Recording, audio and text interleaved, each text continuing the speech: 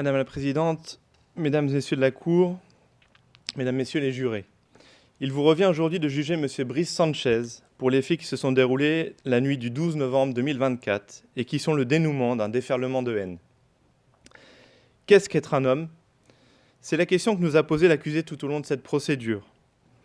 Peut-on respecter la femme et être un homme? Suis-je véritablement un homme de ne pas avoir de haine envers les femmes? La réponse nous paraît évidente. Et pourtant, la violence, la haine qui parcourt l'ensemble de cette procédure questionne et interpelle notre humanité. Cette haine, c'est la raison pour laquelle le ministère public, que je représente aujourd'hui, se doit d'opposer la plus grande des fermetés et de requérir le prononcé de la réclusion criminelle à perpétuité. Annoncer ces réquisitions, en justifier, c'est encore l'exemple que doit donner le ministère public, alors même que les victimes, elles, n'ont eu droit qu'à la haine et à la violence. S'agissant de la culpabilité de Brice Sanchez, le 12 novembre 2024, il est 2h04, en pleine nuit, et la scène que découvrent les effectifs de police est digne d'une scène de fiction, de ces films d'horreur qu'on ne voit qu'à la télévision, et pourtant, pénétrant dans les lieux, il découvre Clotilde Bardinello menottée, nue et couverte de coups de couteau. Poursuivant leur avancée, il découvre alors Léa Mourier, à l'étage, présentant de nombreuses traces de coups au visage. Il apparaîtra par la suite, au regard de l'exploitation du téléphone de Brice Sanchez, que celui-ci a également livré sa haine sur les réseaux sociaux. Le pseudonyme sous lequel il apparaît est ainsi particulièrement édifiant de ses motivations criminelles. I Hate Women 92. Les vidéos montrent clairement que son approche de la femme est orientée autour de la domination masculine. La dernière vidéo, publiée la veille, le 11 novembre 2024, est intitulée Black Pill Energy. La Black Pill, c'est sur les forums incel et masculinistes, ce qui doit permettre d'ouvrir l'esprit des hommes, leur montrer la vérité cachée de notre système social. Nous serions conditionnés par notre physique et notre statut social, peu important notre personnalité et nos actes. Il s'agit de la mouvance la plus extrême des masculinistes. Ces vidéos constituent alors le délit de provocation à la haine en raison du sexe, tel que prévu à l'article 24 de la loi de 1881. En effet, les propos employés par Brice Sanchez sont enregistrés dans des vidéos publiées en ligne, diffusées aux 57 abonnés de sa chaîne YouTube, et sont en appel clair à la commission d'un crime. Il dit ainsi « Elles ont toutes un petit aspect connasse, il faut les supprimer ». La définition de supprimer, faire qu'une chose n'existe plus, la faire disparaître. L'ensemble de ces vidéos, peu important qu'aucun crime ne soit commis par les destinataires, vise à contester la place de la femme en tant que telle. Elles dénient à la femme toute altérité, n'en font qu'un objet à la disposition des hommes. En témoigne la vidéo intitulée « Les 7 ingrédients pour avoir du succès avec une femme ». La femme est le gâteau qu'on obtient après avoir mélangé ces ingrédients. La femme est un objet, une chose qu'on peut supprimer. Dès lors, l'infraction de provocation à la haine en raison du sexe est clairement établie et elle démontre le climat de haine dans lequel se trouve Brice Sanchez la veille des faits. Par conséquent, l'infraction doit être reprochée à Brice Sanchez sans se limiter aux seuls éléments perceptibles sur la scène du crime, et elles doivent prendre en compte l'ensemble du contexte de haine qui révèle un mobile, une intentionnalité et une violence. Alors que les policiers intervenaient pour délivrer Clotilde Bardinello, celle-ci déclarait qu'après une passe avec un client désigné par l'enquête comme étant Brice Sanchez, celui-ci l'avait menotté puis lui avait porté différents coups de couteau. Ces faits sont en réalité bien plus graves et doivent être qualifiés de viol sur mineur, suivis d'actes de torture et de barbarie, tels que définis par l'article 222-26 du Code pénal.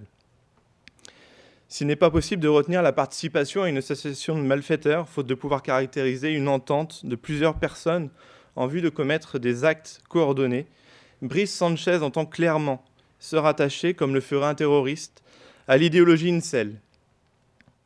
Et notamment en prenant exemple sur Elliot Rogers, lequel est identifié dans son téléphone comme ER Cœur, lequel a perpétué la tuerie d'Isla Vista en 2014, tuant 6 personnes, en blessant 14 autres avant de se suicider. Il avait utilisé plusieurs couteaux et des pistolets.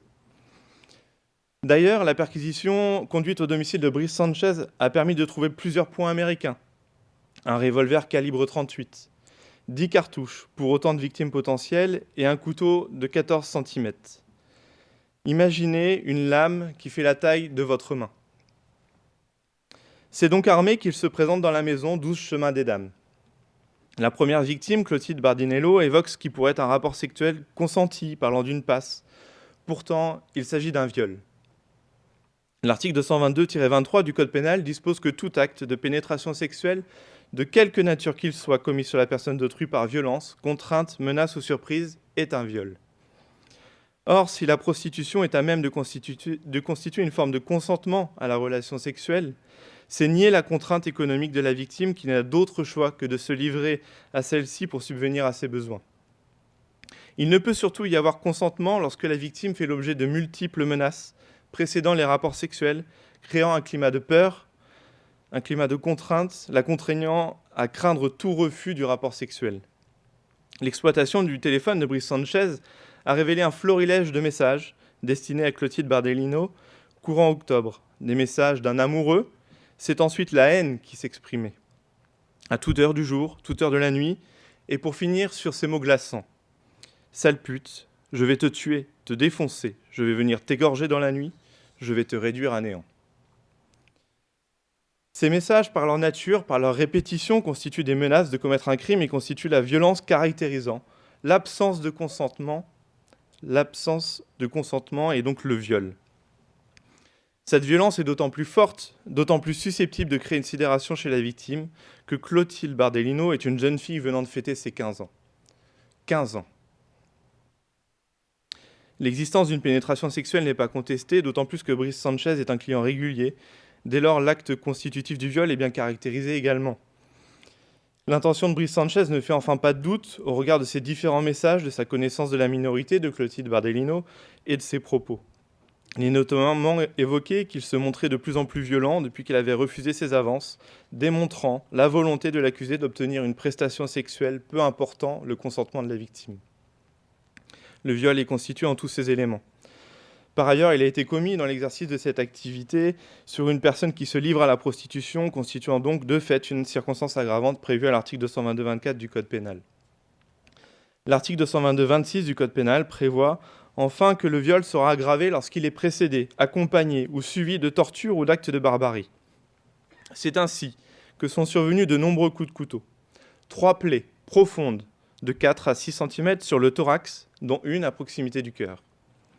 6 cm, mesdames et messieurs, c'est la largeur d'un téléphone portable. C'est presque la moitié de la largeur du couteau. Ce n'est pas une égratignure, l'intention est de faire souffrir. S'en suivent plusieurs autres plaies de 2 à 3 cm sur le torse, les bras, le dos. L'ensemble de ces plaies causées par un couteau crée une incapacité totale de travail de 30 jours. Alors, la loi impose que soit retenue une volonté de nier l'humanité de la victime. Les constatations matérielles parlent d'elles-mêmes, mais s'il fallait encore s'en convaincre, je rappellerai seulement les mots de Brice Sanchez, lui-même, qui n'évoque même pas ce viol. Force est constater qu'il n'a pris que ce que sa masculinité commandait, puis allant vers ses victimes, les a lavées de leur impureté. Les mots rapportés par les amouriers sont également stupéfiants. Sale pute, tu ne mérites que ça. C'est donc pas une femme en face de Brice Sanchez, ce n'est pas une personne, c'est une pute, une chose, un objet sexuel. Toute humanité est niée à ces femmes, et en tout état de cause, toute dignité.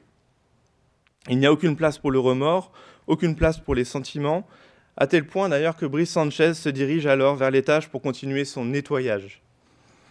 Il s'en prendra alors à Léa Mourier, cette fois en lui donnant des coups que le médecin caractérisera comme étant d'une particulière violence, faisant usage d'un poing américain. C'est donc avec un bloc de fer attaché à ses doigts qu'il a asséné ses coups à Léa Mourier, lui criant qu'elle ne mérite que ça. Il lui causera alors 20 jours d'incapacité totale de travail. Encore une fois, il ne s'agit d'autre chose que d'actes de torture et de barbarie, des violences, causant une souffrance particulièrement grave à la victime à laquelle toute dignité humaine est refusée. Les faits sont d'ailleurs particulièrement aggravés lorsqu'ils sont commis alors que la victime se livre à son activité de prostitution. L'infraction de viol suivie de torture ou acte de barbarie est ainsi caractérisée, s'agissant de Clotilde Bardinello. L'infraction d'acte de torture et de barbarie aggravée est également caractérisée, s'agissant de Léa Mourier. Il conviendra donc d'entrer en voie de condamnation. S'agissant de la peine qu'il conviendra de prononcer à l'encontre de Brice Sanchez, les faits sont d'une particulière gravité. Si la provocation publique à la haine est punie de 5 ans d'emprisonnement, les actes de torture et de barbarie aggravés sont punis de 20 ans de réclusion criminelle. Quant aux faits de viol suivis d'actes de torture et de barbarie, ils sont punis de la réclusion criminelle à perpétuité, peine la plus haute prévue par le législateur. Cette peine, c'est vous, membres du jury, qui allez devoir la décider, sans haine et sans méchanceté, sans crainte et sans affection, en votre conscience et votre intime conviction. L'article 130-1 du Code pénal dispose que la peine doit sanctionner l'auteur de l'infraction, mais également favoriser son amendement, son insertion ou sa réinsertion.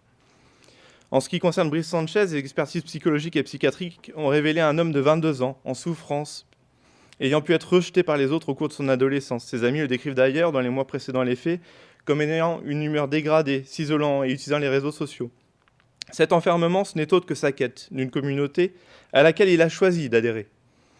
Quand certains, à 22 ans, sont fans de joueurs de tennis ou d'artistes, Brice Sanchez a choisi comme personne de référence un tueur de masse, un terroriste, Elliot Rodgers.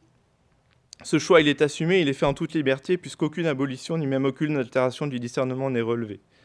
En revanche, et plus inquiétant, il est relevé une personnalité paranoïaque, sociopathique. Il ne présente aucune empathie envers les victimes, il ne s'est pas même exprimé. Il n'a aucunement évolué depuis son audition, depuis sa détention provisoire, et il est conclu au caractère hautement criminogène de sa personnalité. Brice Sanchez n'avait jamais commis d'infraction, et il a commis l'horreur. Il ne présente aucun trouble mental, et il a commis l'horreur. Il a adhéré à une idéologie, et en son nom, il a commis l'horreur par 2 fois. Il laisse derrière lui 2 femmes meurtries, torturées, parce qu'elles sont des femmes, parce qu'elles se sont prostituées. Lorsque l'horreur est commise, lorsque les victimes subissent un tel préjudice, c'est notre pacte social en lui-même qui est atteint. Comment le vivre ensemble peut-il être garanti lorsque des individus portent en eux la haine de l'autre, pour la seule raison qu'ils appartiennent à l'autre sexe ? Dans de telles circonstances, il n'est d'autre solution que de protéger les victimes et la société en assurant l'isolement de l'auteur. Cet isolement, c'est la réclusion criminelle à perpétuité qui le permettra. Cette réclusion, elle sera sortie de plein droit d'une période de sûreté de 18 ans. Ce sera pour la société garantir que Brice Sanchez ne commettra pas de nouveaux actes de barbarie pendant 18 ans, mais également la possibilité pour lui de démontrer qu'il peut se soigner et s'amender.